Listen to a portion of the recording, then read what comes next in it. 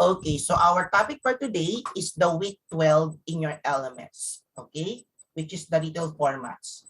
I will give this copy to you after the lecture, okay? So we are going to discuss the formats of the retails, okay? So what are those formats or platforms that we use to sell the products and services, okay? So we all know how to classify the following retail business. Okay, so our learning objectives here is to define what is a retail format and to identify the retail format in today's economy. So what is a retail format? The retail format, this is a platform or a design of the retail store, okay, that also classify its function and the products and services which they sell in their retail business.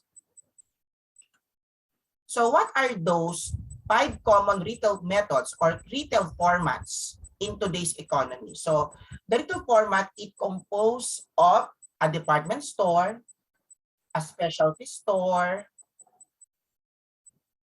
a grocery store, a discounted store, and even online retail store. Okay, so these are the common retail formats in today's economy, and these retail formats are existing for so many years and still in the process of elevation or innovation in order to serve their customers better when they sell the products in their respective stores. Okay, so let us discuss those retail formats one by one. First is the department store. The department store is a retail format that sells a lot of variety of products in one station. So for each store, there is the product which group into departments. It means that the department stores sell a variety of products. We say, but they are selling the variety of products which are non-consumable products. We say non-consumable, those are products which are not perishable immediately, like the clothes, the shoes, appliances. Those are the non-consumable products. And from these products that they sell, as I had said, the department stores sell a variety. Say variety, there are a lot of non-consumable products inside the store which are grouped into departments. Example, men's clothes. These men's clothes are located on the section on the men's clothes. That's why in the department store, there are following labels in the roof. Okay, what are the sections of the kids, the men's, the women's, stuff on the clothes, the shoes, even the toy section, even the appliances section, furniture section. So those are the variety of products that you can see or that can sell in the department store, which are categorized or grouped into a department. That's why they call it as a department store. And this department store has a huge measurement of a store, which a lot of people can go. So maybe the capacity of the consumers can go inside the store is 100 plus customers. Okay, look at the picture, and I believe that all of you, all of us, even you, my dear students, went to the department store, and you know what the department store looks like, just like in the image. Okay, so and each products are grouped and categorized in the department, and there are a tag price on the clothes which do you want to which the customer want to buy. Okay, so the idea, so how does this department store creates this idea? Because the idea of a department store is to create a one-stop destination or a one-stop shop destination, which all the product needs of the customers are inside. When say one-stop destination, you don't need to go to the other department stores or other concessionaires inside the mall to buy the product you need because all the product that you need are inside the department store. Okay, that's why there is also a mall or a department store who has a slogan or a slogan or a trademark. We got it all for you because the idea of the department store is a one-stop shop destination. But when you go inside, all the products that you need is in there that you can buy. Okay. So what are the benefits of running a department store? So when we run a department store, of course, the products ordering products in a bulk allows you to receive per item of discounts. Yes, because when you buy a bulk orders, they can the department store can give you a discount, and you can turn around quickly to the products that you need because the mass audience keeps the inventory of the products which the customers can buy, and the consumers can purchase additional items once they commit a single purchase. Yes, they can commit additional items because if they buy a single item and then they see products that they need, then they can make an additional item that they buy. Okay, because the department store is a very wide measurement of allocation. Okay. Okay, but please take note that the department store has the following challenges rather. Okay, has the following challenges. First is of course, the challenges of the department store is that the multiple employees of varied backgrounds and specialties are needed to operate. Yes, because the department store is a big store. You need a lot of manpower that we used to hire and look for their backgrounds and specialties on when and how these employees can deploy in each section of the products. And the department store has a wider spread store that it is difficult to manage from logistical perspective. Yes, because department store is a big, so when it comes to the suppliers, there need a big warehouse in the department store, and of course, although it is arranged in proper order, but it's so hard to find specific products in the warehouse to sell, especially if you're looking for the stocks of the products that customers need. Okay. And the larger story is the higher business operational cost will be. Yes, of course, it is a normal that if your store is big and you're earning a lot, and there are also the costs will be also approaching.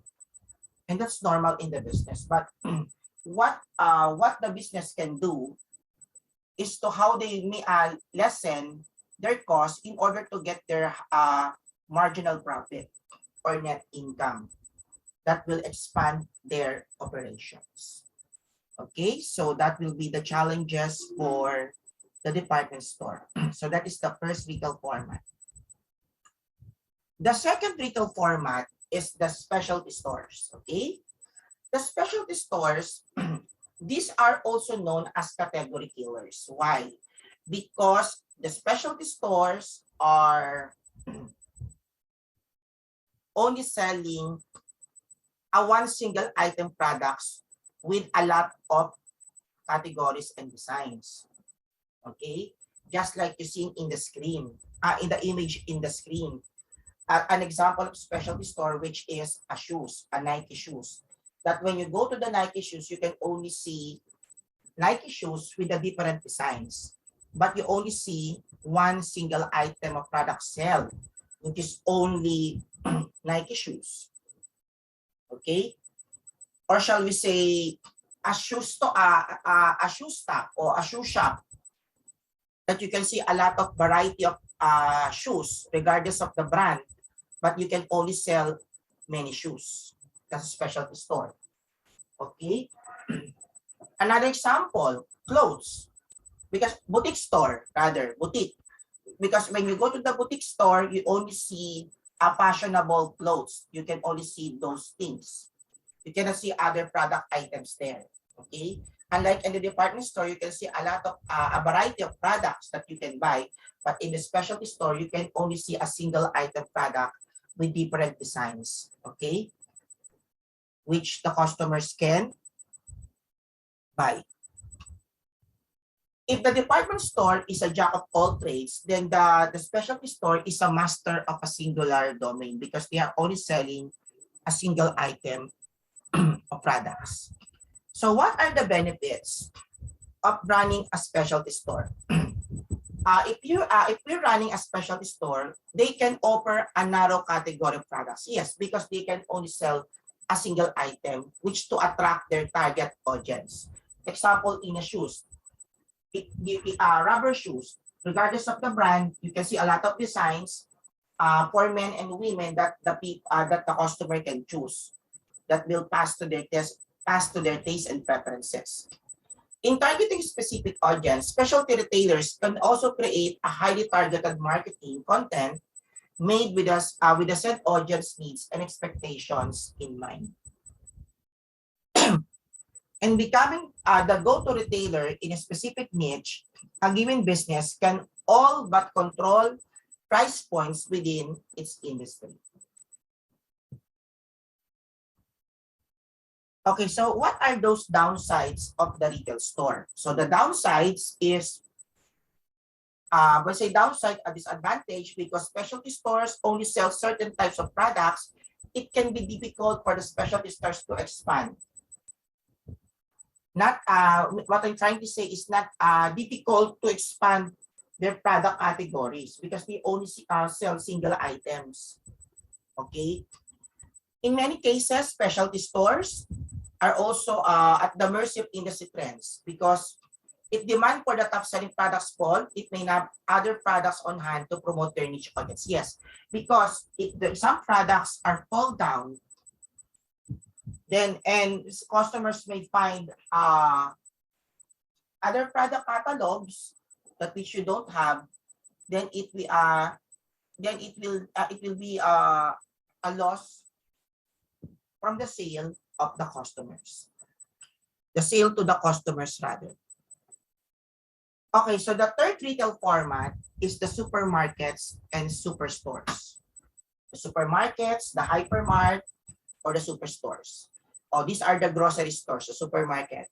The supermarkets, these are the retail stores that focus, take note, what are the products which they can sell in the specialty store, supermarkets? Only the consumable products or the consumer packaged foods or consumable products. And say consumable products, those are the basic necessities like food, right? More on the food and the grocery items that you can see in the supermarket and in the superstore. Because the consumable products are more necessity than to the desire or excuse me, the luxury of the customers. Okay, that's the supermarket. Okay, so that is the supermarket, that the format. But please take note that there are some supermarkets who have different versions, which some product catalogs, like in the department store, there are some supermarkets also offers products which are non-consumable, like appliances, what we call this, clothing lines, because there are some supermarkets who allocate a store location inside this allocation of displays rather to those non-consumable products, but they have only few displays in there.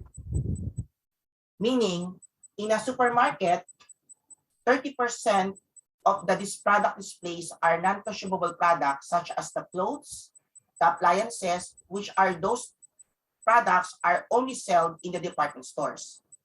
While the 70% of the products that that are displayed and sold by the supermarket are consumable products. Okay, and this type, it can still to be called or a term for a supermarket or a superstores. As an example, okay, as an example in Shopwise, SM supermarkets, Robinson supermarkets, because typically when you go inside to those supermarkets, you can see the products consumable, just like you see in the, just like what you can see in the image. Okay, in the image, the consumable products. But you can also see some of the non-consumable products in the supermarket, but only a small measurement of displays or allocation of displays on those non-consumable products. Okay?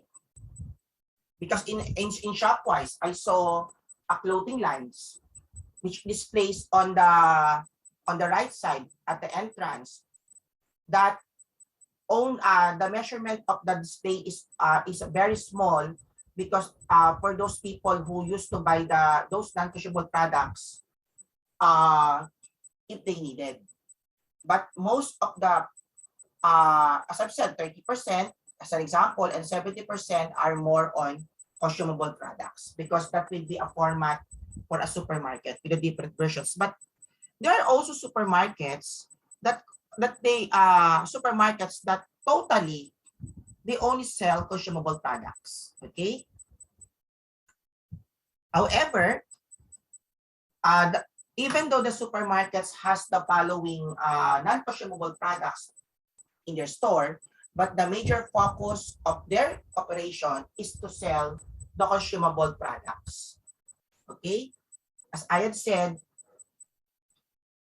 they can still there are some supermarkets can sell non-consumable products, but only few. But the rest, or the focus of the supermarket, is the consumable products. So what are the benefits of supermarket?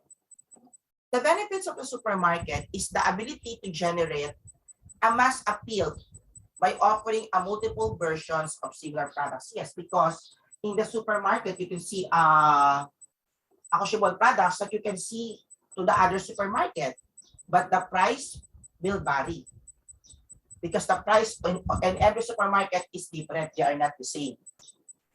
And as a consumer and a shopper in a supermarket, I saw the difference. That's why that's correct. And there's a high order volume and order value due to convenience of shopping habits. Yes, you know what? As a consumer, as a shopper, I used to shop at the supermarket most of the time, not in the department store, because because there are some products in the department store that I can buy in the thrift store or I can buy in the specialty stores. But the reason why I used to shop in the supermarket, because I shop more consumable products than non-consumable products. Okay? That's why I'm happy that, whether you like it or not, whether you like it or not, then what I'm trying to say, whether you like it or not, supermarket is the best, not really the best. The consumers most of the time that they can buy or shop, because consumable products are more necessity or necessary than the non-consumable products, in a sense. Okay, and then loyalty built out of habit. Okay, because consumers can often pick a single supermarket on a regular basis and visiting the supermarket on a regular basis. Let's say weekly, twice a week, thrice a week. What comes or the best way is every other day if you have a lot of money. But of course, it can build loyalty, because especially the supermarket is very accessible to the customers. Excuse me, but please take note that the supermarket has its own downsides, okay? So what are the downsides of the supermarket? Of course, the supermarket has a little flexibility in expanding also the product catalog. Yes, because even you don't want to sell the non-consumable products, but you are only focusing on consumable products. And another downside, if the products are unsold, it will lead to spoilage almost immediately. And price is often a point of extension among the competing supermarkets. Its meaning race to the bottom may be inevitable at the times. Okay, so those are the downsides. There's a point of contention among competing markets. Prices often, right now, we are in the holidays, so the prices of the grocery items are increasing. That's why this is a downside. There is a point of contention among the competitive markets, okay, and competing to solve the consumable products to avoid the spoilage. Okay, so that is the supermarket. And the fourth retail format is the discount stores, okay? So the discount stores, these are the discount store, this is a little bit or a combination of a supermarket and a department store where the products are sold at the cheaper prices. That's why we call it as discounted or discount store. They can sell at the lower prices, or not really lower, but at cheaper price, which can afford by the consumers. Okay? So that is what the discount store is built. Okay, so what is the benefits of a discount store? So the discount store generate a business almost solely based on the price points and quick inventory turnaround due to high sales volumes, of course, because if you sell at a cheaper price, then the product will create demand and it can be sold out. And there's a potential low bar set in terms of expected customer experience rather. Okay. But please take note that the discount store has the following downsides or disadvantage. So what are the downsides? We can offer the products at lower prices means, yes, that's a reality. If you offer a lower prices or cheaper prices, there is also a lower profit margin across the board. You can only offset the quantity, the volume, but it's also a low profit margin that you can earn. But another downside, you can focus on a price as a unique selling proposition because you use the strategy of cheaper price that you to take the lead, okay, to take a lead on the to the competitors. And the potential issue regard to the brand reputation. Yes, sometimes example on the discount store, let's say you buy a one can of luncheon meat. In the price of the supermarket, it costs 60 pesos, but in the discount store, they can only sell at 40 pesos. The potential issue of this is, are you going to buy the luncheon meat at 40 pesos with the same brand to the supermarket at 60 pesos? What's the doubtful there? Is this authentic or an imitation or a fake?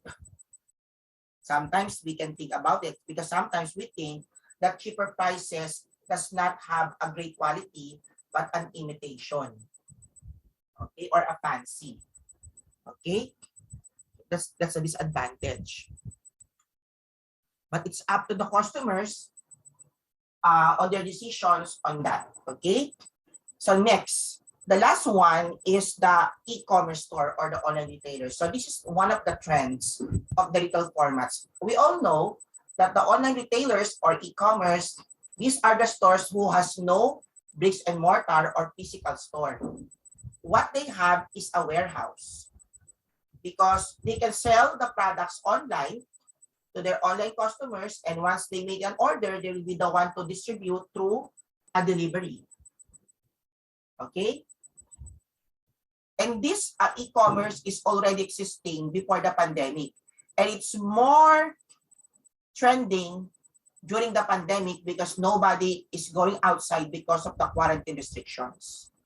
Okay? But even though our pandemic will not long last, still, the online retailers are to be exist because there are some products in the physical stores, in the grocery and the supermarket, department store, are not existing, who are not existing in the online retail stores, they are existing. And I can prove with that because I'm also an online shopper because there are some products which I cannot see in the physical stores, which I can see in the online. And it is available in the online. Okay?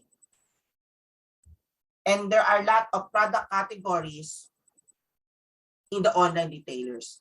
That's why there is an online shopping app that is it true that about their slogan? Oh, their slogan, nasa Lazada yan. And I believe that their slogan is a mere fact or true because for whatever the product that I've searched, it's in there. Okay? Even the other shopping app, the competitor, the other shopping app also. Okay, that's the advantage of the e-commerce or the online retailers. They don't have physical stores. What they have is online shopping app, or what they have is to sell it online using an app or other platforms of e-commerce like social media. Okay. Of course, so what are the benefits of the online retailing? So the benefits is the potential to reach a large, even international audience, to lower operational costs, of course, because we discussed it last time that it's a less investment and less cost on the retailers because they don't need a physical store. What they need is a warehouse, which can be the sorting center of the products which are stored there, and to make a packing and will deliver it to the customer. Okay? And increasingly progressive marketing opportunities because of the emerging technology. Yes, because we are now using the cell phones and laptop computer to make an order. That's a great thing. Okay? That is a great thing. So that is the benefit of online retailing. But please take note that the online retailing has the following challenges or disadvantages. Yes, inability to provide a truly immersive customer experience. Yes, because there is always an expectation versus reality. We see on the picture, it's a good quality, it looks attractive, but sometimes when the actual product was delivered, you might feel disappointed. Well, for me, as a customer, I do experience that. But if I rate it from 1 to 10, my disappointment is only 2 out of 10. So 8 out of 10, I feel satisfied on the online retailers. And I don't know if I'm going to do this once we go back to our normal situation that we are now go outside to work, to study and everything. To work or to study or anything.